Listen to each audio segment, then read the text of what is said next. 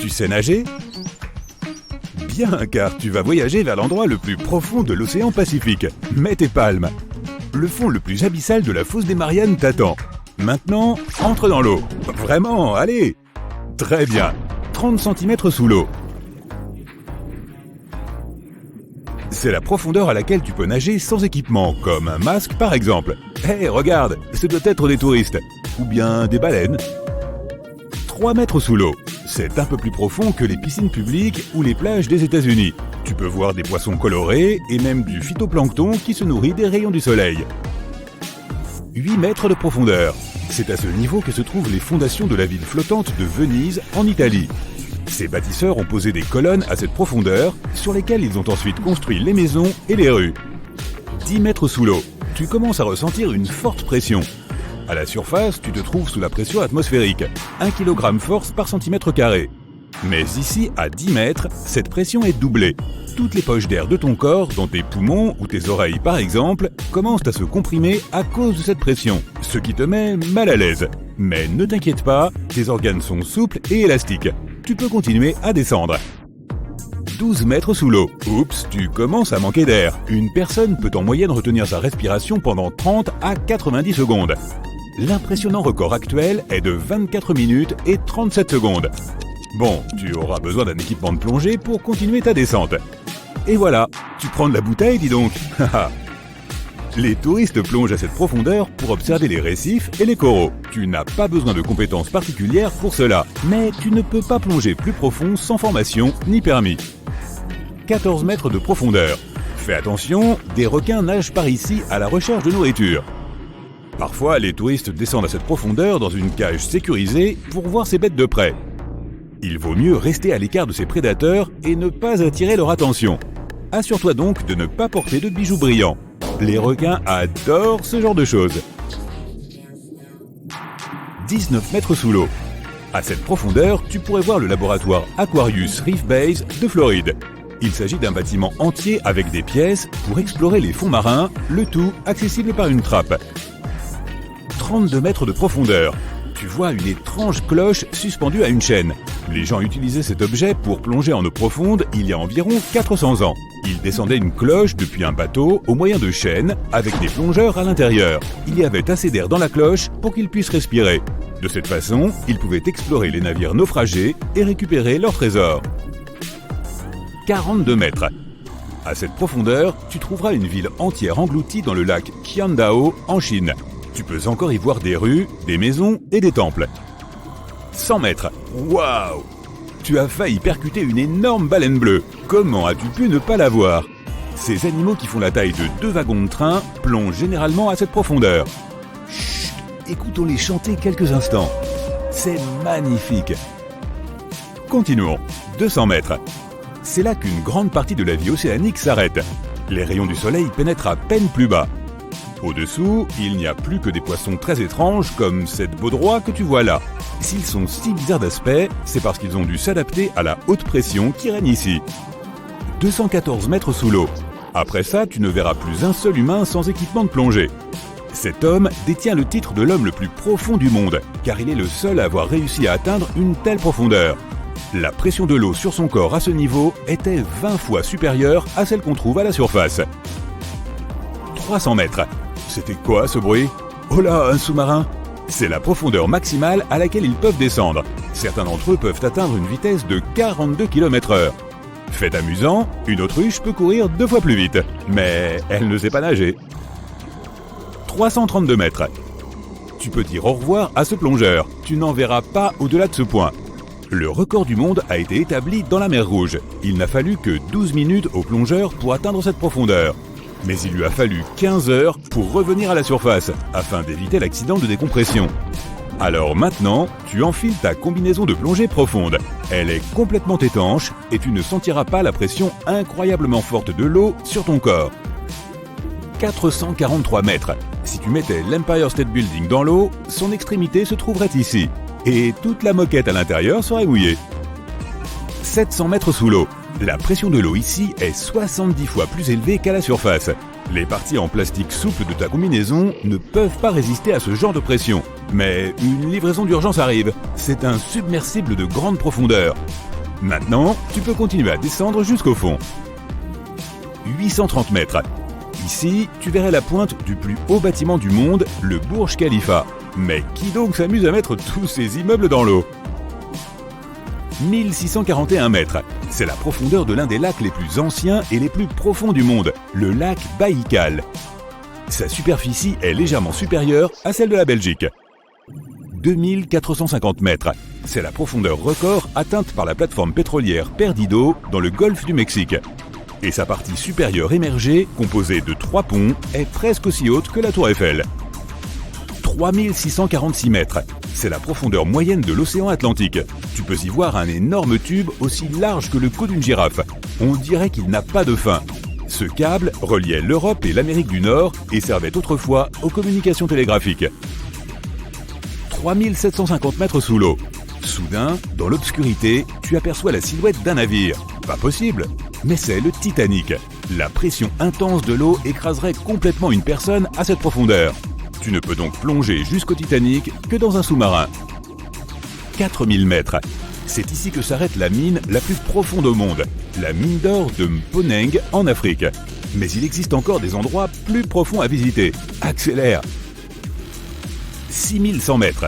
Ici, tu peux voir les débris les plus profondément engloutis d'un vieux navire. L'USS Johnston a coulé il y a plus de 70 ans. Tu peux encore clairement voir le numéro 557 sur sa proue. 8000 mètres. Ici, dans cette obscurité totale, tu trouveras le poisson le plus abyssal du monde, la limace de mer des Mariannes. Elle fait la longueur d'un chat domestique et a une peau presque transparente. Ses yeux sont peu développés pour la vision, car la lumière du soleil n'atteint jamais cette profondeur. 8850 mètres. Si tu prends le mont Everest, que tu le retournes et que tu le plantes dans la fosse des Mariannes, c'est exactement là que tu verrais sa pointe. Même s'il s'agit du point le plus haut de notre planète, il te reste encore un long chemin à faire jusqu'au fond. 10 900 mètres sous l'eau. Ici, dans le Challenger Deep, tu peux encore voir des créatures vivantes. Mais tu auras besoin d'un microscope pour cela. Les bactéries qui vivent ici se nourrissent de molécules organiques similaires au pétrole. Un peu plus profond. Félicitations, tu viens de toucher le fond. Tu te trouves à 11 000 mètres de profondeur. La pression ici est 1071 fois plus élevée qu'à la surface. Mais tu n'es pas la première personne à être venue ici. L'une des dernières expéditions au fond de la fosse des Mariannes a eu lieu en 2012. Un cinéaste américain y est descendu dans un sous-marin qu'il avait lui-même conçu. Mais la pression a cassé certains moteurs, il lui a donc été difficile de manœuvrer. Le sonar a lui aussi été endommagé et certaines des batteries se sont vidées. Il est resté dans le Challenger Deep pendant environ 3 heures et a pris de nombreuses photos et vidéos. Si tu regardes attentivement le fond lui-même, tu peux voir des bulles. C'est du dioxyde de carbone et du soufre liquide. Le dioxyde de carbone est liquide ici à cause de la pression extrême et de la température proche du point de congélation.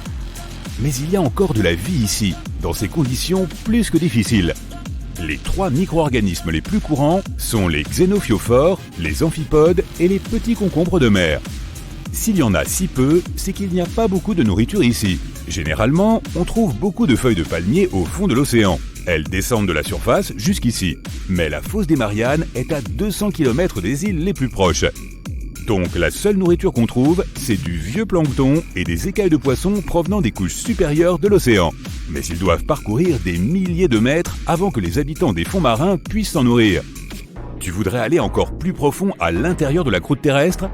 Dans ce cas, tu devras dégainer ta foreuse géante et allumer tes moteurs à réaction. Si tu descends encore de 60 km à travers la croûte terrestre, tu trouveras sa limite. Tu es maintenant dans le manteau supérieur. C'est un océan de lave chaude profond de 2900 km. Tu devras le traverser à la nage pour atteindre le noyau externe, d'une profondeur de 2200 km. Ensuite, tu atteindras le noyau interne. Encore 1215 km et... Félicitations, tu es au centre de la Terre. Ça me gêne un peu de demander, mais comment on sort d'ici ? Et si 99% de l'humanité disparaissait ? Tout d'abord, il s'agit d'une réduction drastique du nombre d'individus, puisqu'il ne resterait plus que 80 millions d'êtres humains sur l'ensemble de la planète. Mais pas de panique pour l'instant. Voyons comment se déroulerait une telle épreuve. Imagine des métropoles animées transformées soudain en villes fantômes, des autoroutes désertes et des quartiers réduits au silence. Ce serait comme des vacances sans fin pour ceux qui sont restés. Bien sûr, il y aurait quantité de défis à relever, comme, par exemple, ces conduites de gaz non entretenues qui provoquent des incendies, et les installations de stockage de produits chimiques et les sites industriels abandonnés pourraient être à l'origine d'une pollution catastrophique. Sans oublier les centrales nucléaires abandonnées.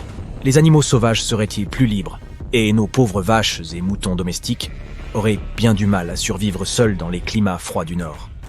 Pour ne rien arranger, le pétrole stocké ne durerait pas longtemps, car il ne reste pas stable indéfiniment. Voyons le bon côté des choses. Avec seulement 80 millions d'habitants, les ressources ne manqueraient pas. Il serait tout à fait possible de s'organiser afin de récupérer ce qu'il reste. En particulier dans les petits pays comme la Belgique. Ils adopteraient probablement une philosophie du genre « Et ça a plus de frites pour les autres ». Il n'y resterait qu'environ 120 000 personnes, toutes situées à quelques heures de route les unes des autres. Et c'est bien sûr, si ce dernier pourcent de la population mondiale se trouve réparti sur la planète de manière égale, en regard de la population des différents pays avant cet événement. Dans ce cas, si presque tous les pays seraient confrontés à une situation similaire. Imagine la Corée du Sud avec un demi-million d'habitants qui, pour la plupart, traîneraient encore ensemble. Le Brésil aurait 2 millions d'habitants qui se prélasseraient le long de la côte atlantique. Il est à espérer que, contrairement à ce qu'il se passe dans les films où des gangs de loupards post-apocalyptiques sèment la terreur, les survivants essaieront de rester soudés par leurs anciennes communautés. Ces survivants pleins de ressources se regrouperont au sein de nouvelles entités familiales et villageoises, et ils auront les compétences et le savoir nécessaires pour faire face aux fauteurs de troubles. N'oublions pas que nous sommes des créatures sociales, qui tendent à rester ensemble pour faire face à l'inconnu. Au moins, nous n'aurions pas à repartir de zéro. Nous aurions même un avantage majeur. Toutes les connaissances accumulées par l'humanité seraient encore là. Si nous disposions encore de l'électricité et d'Internet, tout devrait bien se passer. Alors, pourrions-nous nous réindustrialiser ? Oui, c'est plus que probable. Nous aurions des outils et des machines qui traîneraient encore, ce qui nous donnerait une longueur d'avance. Bien sûr, les énergies renouvelables pourraient être les plus difficiles à exploiter dans un premier temps, et nous pourrions avoir besoin de combustibles fossiles comme le charbon, mais les humains pleins de ressources, et nous trouverions un moyen de les faire fonctionner. De plus, nous aurions encore parmi nous des esprits brillants, dotés de compétences cruciales pour relever ce défi. Ce genre de choses s'est produit dans la vie réelle. Pense aux grandes catastrophes historiques. Elles ont chaque fois suscité un retour en force qui s'est étalé sur plusieurs siècles. Au XIVe siècle, par exemple, la peste noire a coûté la vie de la moitié des Européens. Le Moyen-Orient a également été touché, 1/10 de la population mondiale ayant succombé à la maladie. Étonnamment, cette épidémie dévastatrice n'a eu qu'un impact relatif sur les progrès technologiques et économiques de l'Occident et, 2 siècles plus tard, sa population a fini par retrouver son niveau d'antan. 2 autres exemples d'effondrement sont ceux de l'âge du bronze, puis de Rome. Tous deux ont entraîné la chute de civilisations d'envergure, qui bénéficièrent d'avancées technologiques sans pareil, d'une prospérité économique et d'un commerce international florissant. L'effondrement de l'âge du bronze s'est produit entre 1200 et 1150 avant notre ère, entraînant la chute de la Grèce mycénienne et des civilisations hittites, ainsi que la déchéance des civilisations égyptiennes et assyriennes. Aujourd'hui encore, les historiens ne sont pas certains des raisons exactes de cet effondrement. Rome, qui comptait plus d'1 million d'habitants et avait été le siège de l'Empire romain d'Occident pendant des siècles, a connu un déclin dramatique au XXe siècle. En quelques décennies, l'Empire tout entier s'est effondré. Il aura fallu attendre les années 1930 pour que Rome dépasse son précédent pic de population. Heureusement, il n'existe aucun exemple historique d'effondrement ayant entraîné la disparition de plus de 20% de la population du globe. De nombreux aspects de nos infrastructures, tels que les machines, les outils et les bâtiments, seraient encore intacts et utilisables, ce qui nous placerait dans une situation bien plus propice qu'en 2500 avant notre ère. Les 80 millions de survivants restants auraient accès à toute la richesse des connaissances accumulées par l'humanité. En outre, certains individus pourraient exercer des professions essentielles telles que celles d'ingénieurs ou de chimistes. il est fort probable que certaines personnes aient des connaissances en agriculture indispensables pour nourrir la population restante. D'accord, mais rendons ce scénario un peu plus personnel. Si tu te réveilles un jour en découvrant que 99% des gens ont disparu, tu vivras sans aucun doute une expérience aussi bouleversante que surréaliste. La survie deviendrait ta priorité la plus immédiate et tes possibilités dépendraient largement des ressources et des compétences dont tu disposes. Voici ce que tu ferais probablement. Il te faudrait un moment pour comprendre ce qu'il s'est passé. La disparition soudaine d'autant de monde serait un choc sans pareil. Tes amis et ta famille auront probablement disparu eux aussi, comme cela se produit dans le film Avengers. Ton objectif principal serait de te procurer des articles de première nécessité, tels que de la nourriture, de l'eau, un abri et des fournitures médicales. Tu devras te rendre dans les supermarchés, les pharmacies et les entrepôts des environs pour rassembler les provisions qui te permettront de survivre pendant une longue période. Il te faudra ensuite trouver d'autres survivants. Aujourd'hui, nombreux sont ceux qui ne disposent pas des compétences essentielles que sont la culture de denrées alimentaires, la purification de l'eau ou la connaissance des arts martiaux. Il faudrait commencer à les apprendre à l'ancienne, en l'absence d'Internet et des tutoriels de YouTube sur lesquels on s'appuie d'ordinaire. Les bibliothèques, les musées et les lieux d'enseignement disposent d'une multitude d'informations sur le monde et son histoire. Une fois que tu auras formé une communauté, toi et tes amis devraient la protéger comme si vos vies en dépendaient. Et, soyons francs, elles en dépendront bel et bien. Si la plupart de nos technologies pourraient encore fonctionner dans un premier temps, il faudrait toutefois assurer la continuité des sources d'énergie. Et pour cela, il faudrait faire preuve de prudence. Le monde serait en plein chaos et la plus grande vigilance serait alors de mise. En l'absence d'une application stricte des lois et d'une bonne gouvernance, les bêtes sauvages, les catastrophes naturelles ou même d'autres survivants hostiles pourraient constituer des risques. Explorons maintenant les meilleurs et les pires scénarios. La disparition soudaine d'un si grand nombre de personnes causerait une panique générale, entraînant des accidents et des dégâts massifs. En l'absence de professionnels de santé et de fournitures médicales, les maladies pourraient se propager, entraînant des crises sanitaires. Les systèmes de production et de distribution alimentaire s'effondreraient et les pénuries alimentaires suivies de famine deviendraient une réelle possibilité. Le pillage et la violence pourraient survenir, car les gens désespérés manqueront de ressources et chercheront à survivre par tous les moyens. Dans le meilleur des cas, après ce Capharnaüm, les survivants finiraient par se rassembler pour s'entraider et former des communautés autosuffisantes. Le monde produirait beaucoup moins d'émissions de carbone, ce qui aurait un impact positif sur l'environnement.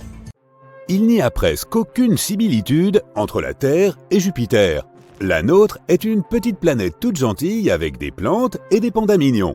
Jupiter est une horreur gazeuse géante avec des ouragans furieux qui ne s'arrêtent jamais. Et si tu tombais sur cette planète, tu pourrais littéralement voler au travers. Mais que se passerait-il si notre Terre avait la taille du père du système solaire ? Oh, ça va être marrant. Jupiter est une planète si grande que je parie que tu ne peux même pas visualiser son échelle. Son rayon est environ 11 fois supérieur à celui de la Terre et sa masse est environ 316 fois plus grande. Donc, pour transformer la Terre en une autre Jupiter, il faudrait multiplier son rayon par 11. Si la densité de la planète restait la même, alors la masse de notre nouvelle Terre augmenterait considérablement. En fait, elle deviendrait jusqu'à 4 fois plus importante que celle de Jupiter. Bien sûr, ces changements ne se feraient pas sans quelques accros. La toute première chose que l'on remarquerait immédiatement, non, ce n'est pas la taille, mais la gravité. Elle augmenterait d'environ 11 fois par rapport à celle de notre ancienne Terre. Les scientifiques affirment que nous pourrions effectivement survivre sur une planète avec une plus grande gravité, mais seulement si elle n'était que 5 fois supérieure à celle que nous connaissons maintenant. Admettons que nous ayons le goût du risque, toujours prêts à défier les lois de la physique. À quoi ressemblerait notre vie ? Eh bien, pas vraiment à une partie de plaisir. Après chaque pas, tu devrais t'asseoir sur un banc et faire une pause, comme si tu venais de courir un marathon. En effet, il serait à ce point difficile de marcher. Oh, et bonne chance pour te relever ensuite. Pour pouvoir se déplacer d'une manière ou d'une autre sur cette planète, il faudrait devenir vraiment baraqué. il n'y aurait plus de problème avec la malbouffe, car il faudrait être un véritable haltérophile pour atteindre le réfrigérateur. La force de gravité affecte non seulement les mouvements, mais aussi la taille de toute chose. Sais-tu que de nombreux astronautes gagnent quelques centimètres grâce à l'apesanteur dans l'espace ? Donc, si tu en as assez d'être petit, voici une solution pour toi. D'un autre côté, une forte gravité nous rendrait tous plus trapus. Cela ne vaudrait pas seulement pour les humains, mais pour tout ce qui se trouve sur notre planète. Les arbres deviendraient très petits. Pour pousser vers le haut, ils doivent déplacer l'eau de leurs racines vers leurs branches, ce qui serait irréalisable avec une telle gravité. Alors ils se transformeraient tous en de petits buissons. De même, plus de montagnes. Même les plus grandes finiraient par s'affaisser. Mais au moins à présent, l'Everest semblerait à la portée de tout le monde. Cela s'appliquerait aussi aux animaux. Nos animaux de compagnie devraient rapidement évoluer en des corgis bodybuildés, juste pour pouvoir trottiner tant bien que mal. Oh, et dis adieu aux oiseaux, bien entendu. Si tu penses que tout cela ne suffit pas, ajoutons une autre chose. Il nous serait très difficile de respirer. La pression atmosphérique augmenterait de façon spectaculaire. C'est parce que la Terre commencerait à attirer l'air vers elle avec une force colossale. Tu en sentirais littéralement le poids sur tes épaules. Tu te souviens de ce que j'ai dit à propos de devoir faire une pause après chaque pas. Maintenant, imagine qu'il te faudrait également respirer à travers un oreiller. Oui, et ce n'est pas tout. La pression atmosphérique joue un rôle important dans le comportement des molécules d'eau. Il serait beaucoup plus difficile pour l'eau de bouillir ou de se transformer en glace. La plupart des icebergs fondraient et il est possible que nous n'ayons plus de nuages non plus. Toute la vapeur d'eau s'abattrait sur nous sous la forme de torrents de pluie diluvienne. Nous aurions de la chance si nous n'étions pas tous submergés instantanément. Mais étrangement, il se trouverait aussi quelques avantages. Par exemple, le monde qui nous entoure deviendrait beaucoup plus spacieux. En supposant que nous ne soyons pas inondés, il y aurait même un tas de zones complètement désertes sur notre planète. Peut-être que les prix de l'immobilier baisseraient enfin. Mais ces zones inexplorées resteraient très probablement, inexplorées, puisqu'il nous serait extrêmement difficile de voyager à travers les mers et les océans. Non seulement parce que se déplacer à travers les eaux serait incroyablement compliqué, mais aussi parce que tous les plans d'eau de la planète deviendraient 10 fois plus vastes. L'idée même de se perdre dans l'océan est effrayante, mais imagine qu'il soit 10 fois plus profond et plus grand. Oh oh! Donc, plus de bateaux. Et oublie l'idée de prendre l'avion, ou de visiter l'espace un jour. Mais il semble que ce ne soit pas tout. Si la Terre avait la taille de Jupiter, des volcans se mettraient à faire rage de toutes parts. En raison de l'augmentation de sa masse, la Terre deviendrait terriblement instable. Tous les volcans éteints redeviendraient actifs, et il y aurait de la lave et des gaz toxiques partout. En 1883, l'éruption la plus destructrice de l'histoire de l'humanité a eu lieu, l'éruption du volcan Krakatoa. Elle s'est produite sur une petite île, mais les gens de toute la planète ont pu en ressentir les conséquences. L'éruption a anéanti cette île, déclenché de nombreux tsunamis et des nuages de gaz toxiques se sont répandus sur des kilomètres à la ronde. Maintenant, imagine la même chose, mais en 10 fois pire. C'est ce qui se passerait sur notre Terre de la taille de Jupiter. Ce qui arriverait serait comparable à la chute de la météorite de Chicxulub, celle qui a éradiqué les dinosaures de la surface de la Terre. Ensuite, des gaz toxiques se sont répandus sur toute la planète, provoquant l'une des plus grandes extinctions de masse de l'histoire de la Terre. Oh, et cerise sur le gâteau, nous perdrions aussi notre champ magnétique. Le champ magnétique est très important pour la vie sur Terre. Selon Rory Barnes de l'Université de Washington, il protège la vie sur notre planète des désagréments de l'espace, ce qui signifie toutes sortes de radiations et autres vents solaires. Il existe un noyau de fer fondu au cœur de notre planète, qui est responsable de la production du champ magnétique. Si la pression exercée sur ce noyau augmentait à cause de la gravité, il pourrait se solidifier. Et à cause de cela, le champ magnétique de la Terre disparaîtrait. Nous serions alors exposés aux effets des radiations cosmiques. C'est trop effrayant pour y penser. Très bien, maintenant nous savons que vivre sur cette nouvelle Terre serait un véritable cauchemar. Mais qu'en est-il de l'espace extra-atmosphérique ? Tu as probablement entendu dire que Jupiter, grâce à sa forte gravité, nous protégeait des astéroïdes. Eh bien, c'est nous qui hériterions de ce sale boulot. Jupiter rencontre environ 24 000 impacts par an, et ce serait désormais notre destin. Tu te souviens que j'ai parlé de la météorite de Chicxulub? Des tragédies similaires arrivent à notre planète une fois tous les 100 millions d'années environ.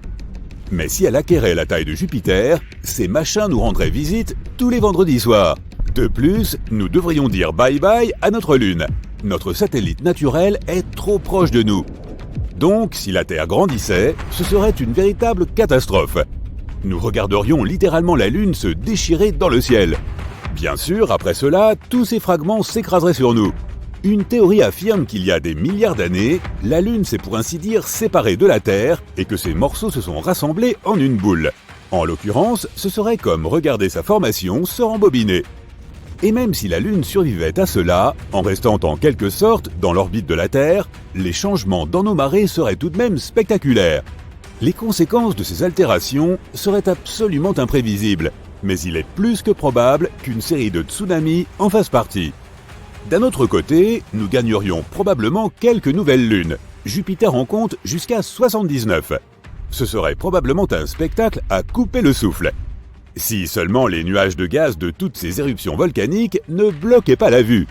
De plus, l'apparition d'une deuxième planète géante aurait des conséquences importantes pour tout le système solaire. Ne t'inquiète pas, les autres planètes ne s'écraseraient pas directement sur nous. Beaucoup de gens sous-estiment à quel point les planètes sont éloignées les unes des autres. Mais toutefois, la nouvelle Terre décalerait un peu les orbites des autres planètes et affecterait leur vitesse de rotation. Et la Terre elle-même tournerait autour du Soleil beaucoup plus lentement, en raison de son énorme masse. Par exemple, une année sur Jupiter équivaut à 12 années terrestres. Tout cela, bien sûr, affecterait grandement les saisons et le climat en général. Alors, y aurait-il encore de la vie sur Terre? C'est une question pour le moins audacieuse. Mais si un jour nous parvenons à trouver une super-Terre habitable, d'une taille proche à celle de Jupiter, il serait très intéressant d'y jeter un coup d'œil.